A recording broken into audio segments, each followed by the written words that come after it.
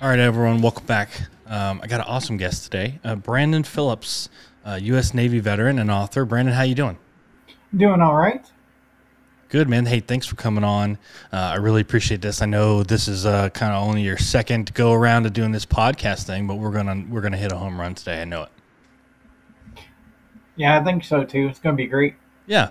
So you're a Navy veteran, 10 years in the Navy. What'd you do in the Navy? I was what's called a fire control technician. So um, so I was the type of electronics technician, but I worked on the weapons control systems, Okay. um, and specifically in the end was for submarines. So mostly torpedoes, but I learned about all the missiles and other weapon systems as well. So what ships were you on while you're in the Navy? I was on the USS Alabama, so it's a ballistic missile sub out of Bangor, Washington. Um, the boat that the movie Crimson Tide was made about.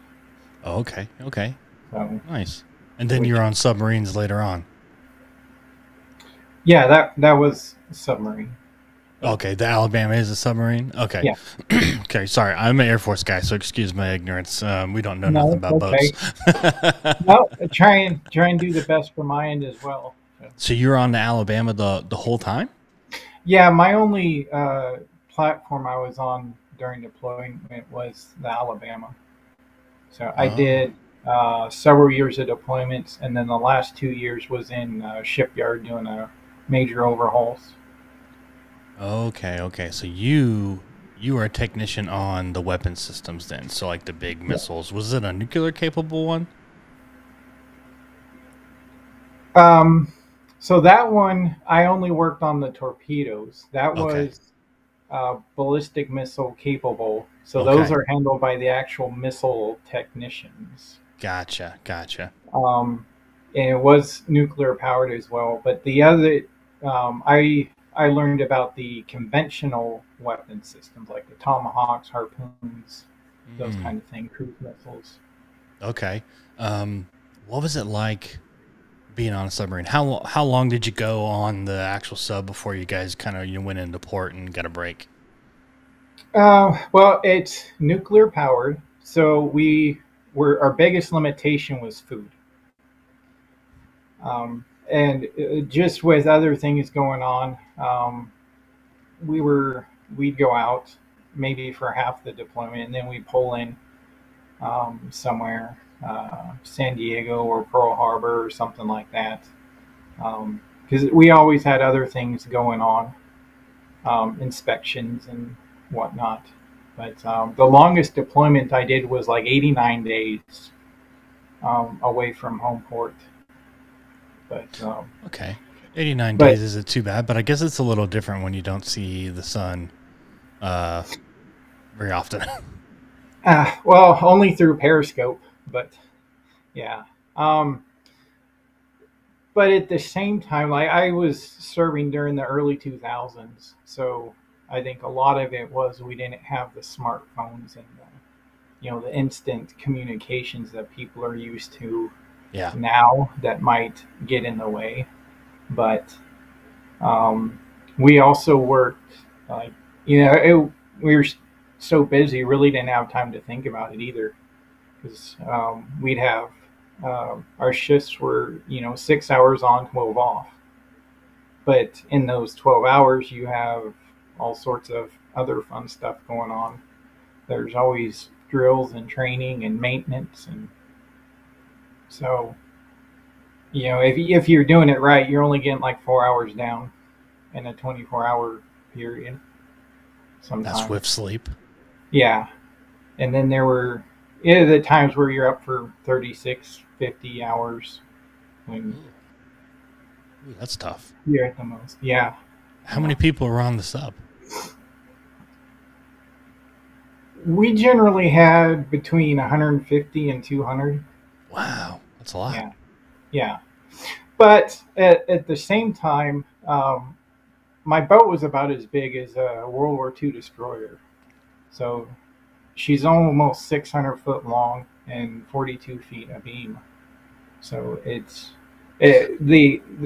not like the smaller boats, the fast attack ones that Yeah. have the same amount of people, and they're only 360 feet long. So those are definitely tight, and you Yeah. walk sideways past some people, and all that. So, Well, still, 600 feet sounds big until you cram almost 200 people in there. Missiles, yeah, furniture, yeah, walls, stuff, yeah. and then 600 feet by 42, yeah, I'm sure still isn't very spacious. I mean, how big of a rack did you have? Just big enough to get into it. Was it claustrophobic? No, not for me. Um, yeah, they're pretty small. So we're stacked three high. So it's not much longer than 6 foot, and just enough space to squeeze in there, and you know, I wouldn't like be you able to sit do it. up too fast, you're gonna bust your head. So, Yeah, I wouldn't be able to do it. I'm 6'2", 260 pounds. Like I think I would probably be too big to do that. There's no way. we, I early on we had a couple guys that were 6'4", 6'6". They're a bit lanky, which it might have helped, but yeah, I don't know how they did it because I'm scraping 6 foot and I still busted my head all the time. Oh yeah, I'm sure. Well, I mean, because I couldn't sleeping in a rack. I'm a little claustrophobic too, so I probably wouldn't have been good for the Navy anyway. But yeah, sitting in a rack where I'm looking up, and then the bottom of the other rack is like right here, like a foot away from my face or something. Like I don't think I could probably do that very well. yeah, especially if you're trying to read, it's kind of like you know, Oh yeah. Oh yeah, trying to read a book. yeah, you got it right here, 2 inches from your face. I mean, yeah, I'm sure you got to lay on your shoulders a lot and kind of lean the other way. yeah. Oh. So what was your most like memorable time like in the Navy that you really were like, you look back on it now and go, man, that was great. One of the funnest times was we got to do some war games and stuff, and um, that was amazing. Like we even brought, or there were some, some of the Air Force jumpers. I don't Mm-hmm. know what y'all call them. Your rescue No, the pararescue. guys Yeah. involved and things like that, doing like down pilot scenarios and all these things. And it's just that was about a week of it's like this is you know we're only playing, but Yeah. it's pretty cool. Is about halfway through, you know, the, even the captain remarked, he was like, "Hey, it's like, I forget exactly what he said, but that was pretty much it. It's like this is the stuff you signed up for." I think we've all heard that at some point in time in our military career. Like, this is it, guys. This is what we signed up for. It's like, and sometimes it's like, no, no, no, I didn't sign up for this. Yeah, This is over the yeah, line. This is too much. yeah, I think we've all been there at some point in time where it was just kind of like, okay, this is real. yeah. What's one of the favorite places that I'm assuming you went all around the world. No, no, No? no. It's very limited on where we can go, just for safety, security. Really? Yeah, and who wants um, just the idea of uh, those weapon systems and in your backyard. There's so the only place I ever went was San Diego and Hawaii. Oh, So I okay. was on the West Coast. So you were very much a just in case kind of thing. Like you would have gotten deployed if things really hit the fan. You're not going to go park yourself off of the coast of China and just hang out. Well, Or can you tell me? um, I don't know how much detail, but Yeah, don't get yourself in trouble. You can blink once if it's true. Yeah, but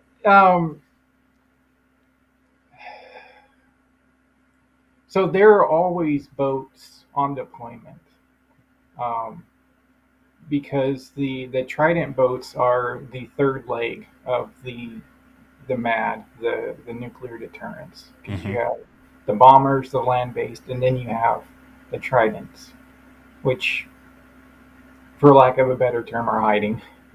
Because Yeah. so so yeah, in the event that all hell breaks loose and we're needed, we're out there, and no one can find us, and we'll respond as necessary. But Okay. it's um, yeah, so that's been, yeah, not that way for a while now, but Okay. it's because I even got a meritorious unit um, medal after uh, after I got out of active duty. I got one retroactive for uh, I think it's like 50 years Wow. Jeez. of the Trident mission or strategic mission. Okay. So speaking of getting out of the Navy, what caused you to get out of the Navy? Was that a personal decision? The Navy make it for you? Uh, in a way, yeah. Um, so I did my years of deter or deployments, and then my last 3 years, I was an instructor in Virginia, and so that put me like right at 10 years. So that was like either I'm doing the next 10 plus, or time to cut the cord. And then also I made E6, so there was also you know that part of it. Like if I made E7 during that time, then that was a big thing. I might as well finish it out. Yeah, yeah. That's when you start getting into the decent retirement paycheck, and you Yeah. think, I got to stretch it out and try to get that. So you left it Yeah. 10 years. What did you go do after that? Well, the if I can back up a little bit, Sure. Yeah. I got out in 2011. So um, it's just the Navy as a whole. Was changing. The stuff in the Middle East wasn't going away. Um, I almost got sent to Iraq um, during the middle of my shore tour to go play Army for 18 months. Oh wow. Yeah. Um, so yeah, I was about 2 weeks away from going to that, and it changed at the last minute. But Mm. so um, What were you going to yeah, do over so there? Just go augment the Army? yeah, prison guards. Okay. Yeah. Mostly. Yep. Yep. Air Force Yeah. does a lot of that too, or they did. Um, they did at the beginning of the wars, and it kind of fizzled out a little bit, not as much. But yeah, when we were in Iraq, that was a big part of it. I got tasked for that a couple of times, but the Air Force did the deployments differently, where they would task a lot of people, and then they would only pick like one person out of that pool. So like if anybody was listening or watching, they would see a bunch of taskings go out and a bunch of them fail. And it was just kind of that OPSEC thing, trying to kind of keep things, people on their toes if they're looking. So I got tasked to deploy like 5 or 6 times in my career. Only one of them was actually real, and then 3 weeks before that was supposed to kick off, it dropped. It was kind of frustrating. You're always on your guard, but yeah, I understand how that works. So Yeah, that was one of the frustrating bits too, because the first I heard about it was my E7 uh, called me into the office with our CEO, the E5 or O5, and said, "Here, this is your new orders." I'm like, "What the?" You know? where am I going? Yeah, And with who? right. So that it wasn't until then we learned all those specifics too. Yeah, They'll task a specific command or whatever, and then it just happened that time my number got pulled, but yeah, just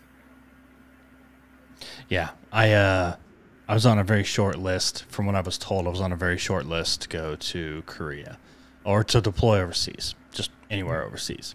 And so I was coming off of a special duty as an instructor for teaching my career field, and I said, just tell me. Tell me if I'm hot. Am I hot right now for something? Because if I am, I'll volunteer and I'll just go. I'd rather have a little bit of a say than none at all. Like, I'll just go to Korea. Like, Korea's open, send me. It's always open. You always need somebody there. Just send me. I was asking my career field chief, RE9, and I was like, just tell me. Just tell me if I'm hot.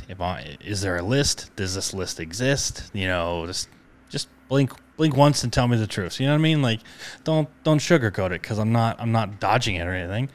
I want to know.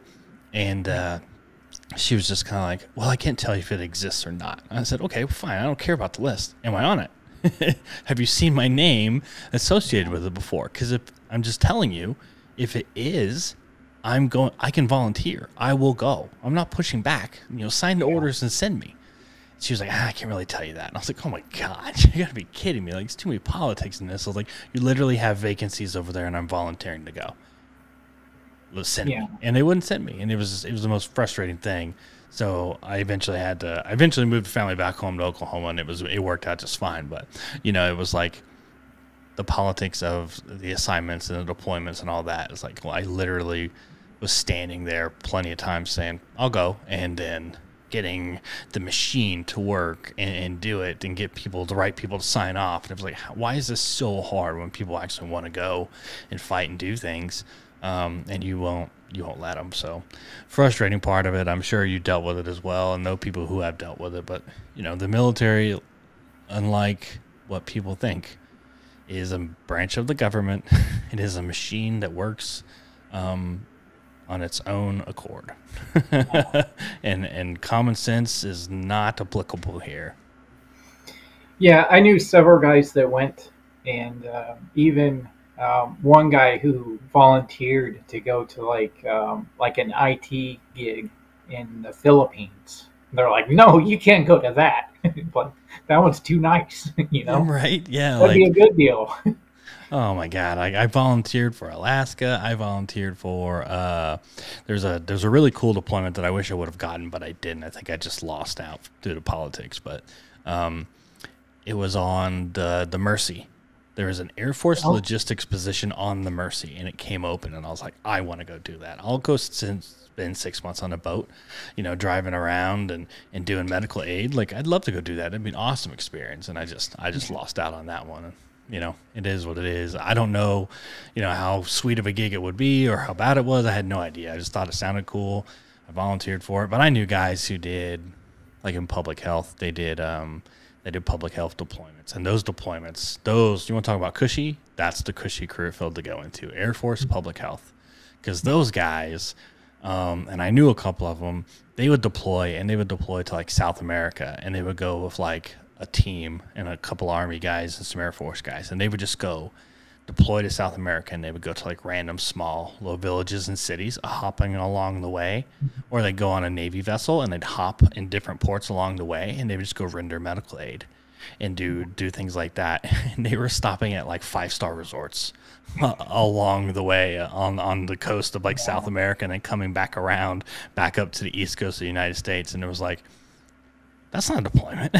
And they're like, no, it's a deployment. We got deployment orders. It's not a deployment, man. You're not staying overnight in a tent or in a crappy barracks. Like, you're not. You're staying in like either on the ship or you're staying in the port, which is pretty damn nice, and they're getting you 4- and 5-star hotel rooms. Like, it's not a deployment, man. But I knew several guys who got to go do that, and it was like, some people have all the luck.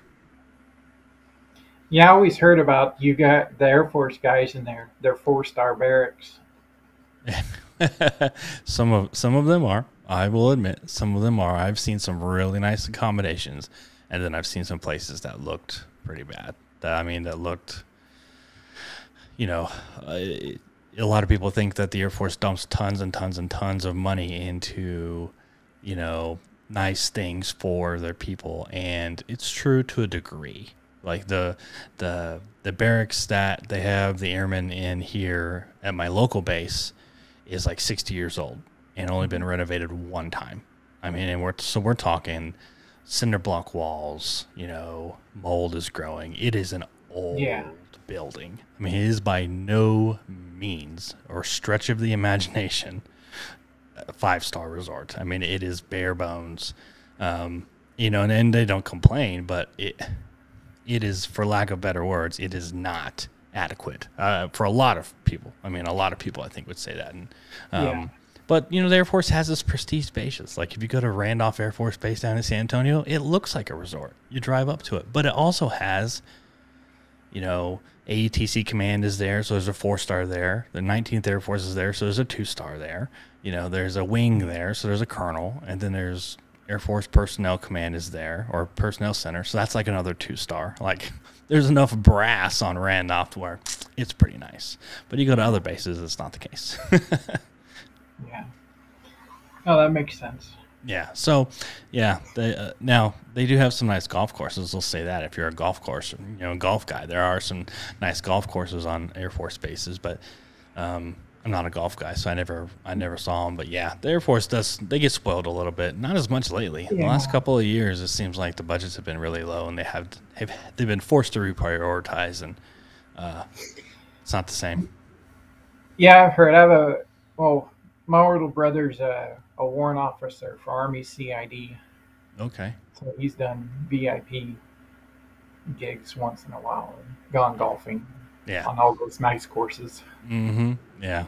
Yeah, they're starting to close because they don't make money, and it's just they're really scaling back on some of that stuff. But let's talk about writing, man. How did you get into writing? When did you finally just say, you know what, I'm going to write a book?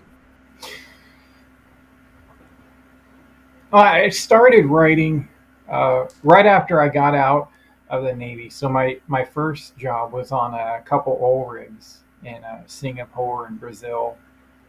And then right after that, I was a field service technician for offshore marine.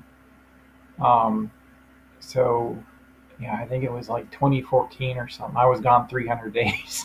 Wow. In Vietnam and Korea.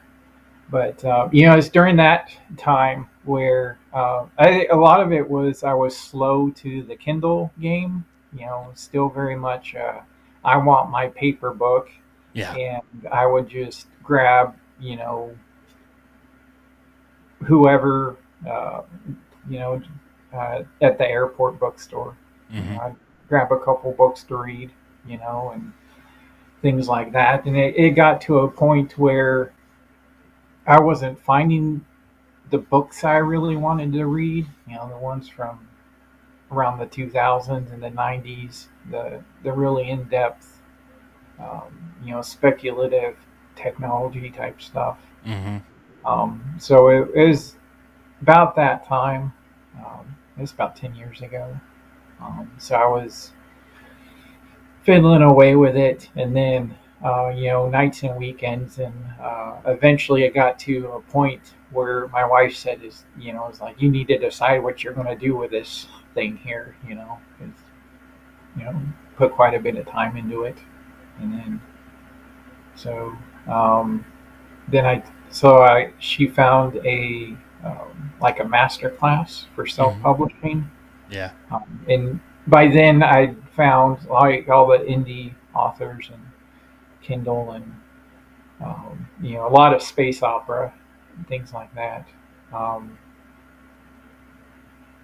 So I took the class on self-publishing, and it just kind of went from there. It's like my first draft of the first book, when I finished it, was 180,000 words. Wow. And I didn't know any better. Because a lot. especially when I'm looking at old Clancy books that are 3 inches thick. Well, yeah, that's not a lot in his territory, but like the normal fiction book now, like that's 2 books almost. Yeah, and that was a discussion several discussions I had with my coach at the time. Because there were advantages to splitting it and doing like a rapid release on 2 or whatever, but I wanted to keep the cliffhanger hanger at the end of one where it was. So I ended up pulling out, I don't know, 25,000 words. Wow, so you're Space still at like related. 150. Yeah, so I got down to 80 at publishing. Wow, geez. Yeah. So that it became 2 books. Well, I've got a lot of scenes to use for Okay, for another like, one. yeah. So like, there's one big scene from the first book that I took out that will be in number 3, Okay. um, just for length and positioning and plot pacing and all that. All that kind of stuff. Yeah, yeah. So what did let's talk about the first one, which is foreign and domestic, right? Right. Let's talk about kind of how that was developed. What was the process like? Did you know from the beginning, like, I'm just gonna self-publish. I'm not even gonna try for traditional, or did you just kind of write it with the intent of trying either way? Mostly self-publishing. Okay. Because I took the course, and then it's like, it's really not hard. And growing up, I'd heard several times that, oh, you should write, but I didn't know what that mean. I didn't know what any of that was. So everything the research said, the benefits for self-publishing Mm-hmm. was the best route to go. For a myriad of reasons. Because like, the worst case would have been if I, even if I got picked up and got like a 3-book deal on something like that. The publishing houses close open all the time, and it could get shelved, and then nothing, it never gets published. Yeah. Something like that. So when did foreign and domestic come out? It was 2 years ago, so June of 21 is what it was. Okay. And then did you immediately start working on the second one? Did you already have it in the bag and you were just ready to press the button? How did the second one go? I had it. I got started on the outline. I was kind of working on it at the same time, Mhm. like, because I figured out that I'm not a planner.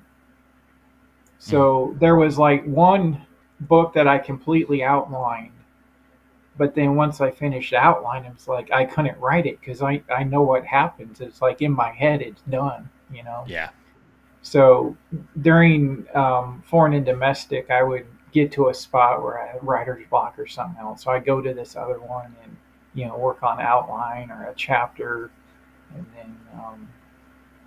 then of course during the when it was out for editing and whatnot, there's several weeks in there where I'm not doing anything else on foreign, so I was plugging away as best I could. So what is one of the biggest lessons that you learned in the self-publishing journey?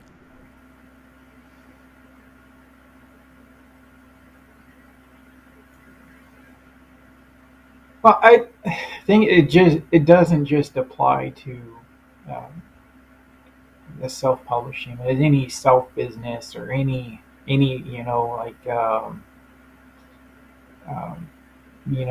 a good hobby or anything like that. Is just it is what you make it, and if you want to do something, then you got to do it, and Yeah. it's up to you, and you may have some help, but it's it is completely on me to write it, to um, cover designers, editors, the whole 9 yards. So Yeah, you didn't have a lot of help with that. That was kind of you farming all of that out, right? Whereas opposed to in traditional publishing or even with the indie publisher, you hand over the manuscript and they start going from there and putting it together and doing all that other stuff. So yeah, you really got to kind of do all that yourself. What was that like? I mean, I had some resources and some online things, just um, picking from lists and whatnot. But um, I guess it wasn't as bad as it could have been because um, that's just with my background, all the technical part, and there's a lot of like the research for ads and trend analysis and project management is been pretty good in my wheelhouse. So then struggle with the actual production part of it. Okay. So let's talk about kind of like what's next. Is a third book coming out? You mentioned it briefly, but where are you at with the third book? And do you have an idea of when it's going to come out or a plot? Give us some of the juicy details. Yeah, so uh, I'm working on the third one, about a third of the way done with the rough draft. I'm hoping sometime this early summer again, just like the last two. Okay. Um, but so this one, it's Trade Wars was a lot more heavy on the like a space opera type. Hmm. So as the series grows and moves along, my vision is that it's like a modern day space opera because if you go back to the age of sail, there were privateers and private navies, private armies, and all like that. And then in science fiction, in the space race and all that, it's everywhere as well. So I'm kind of combining all the genres I love, like reading, and and then taming back a lot of the more in depth tech stuff because a lot of feedback that you know it went over quite a few people's heads and they just skipped a couple pages here and there, Yeah. but so it's continuing along that lines because you have um, the the main character. His name's Cam Gray, and then there's he started off with just three of his best friends, all veterans, and just things snowballed from there. So now they have a few ships, and you know trying to grow their fleet while um, fighting pretty much everybody. you know governments, regulators, pirates, the whole nine yards. But the so Trade Wars is based in the South Pacific, Hmm. mainly around Australia and Oceania, and then the new one, which they would probably be called Union Jack. So that's centered around UK and Europe. Okay. So tell people where they can go to follow you, find out more, and kind of get ready to be on that list so they know when the next book drops. Well, I'm on Amazon. Uh, that's probably the easiest way. But my website is thesterncastlewriter.com. So there you can get, there's links to the books. You sign up for the newsletter. And, one of those two, probably the best way to get hold of me Perfect. and follow along the adventure. Okay. Well, Brandon, it was a pleasure, man. Thank you so much for sharing a little bit about your story and about your books. And everybody should be looking out for the third book this summer. So go visit the Stern Castle Writer. Is that what you said? Yeah. The Yeah. sterncastlewriter.com and check him out and follow him and get ready for a third book this summer. It sounds interesting. And man, thank you so much for coming on. I super appreciate it.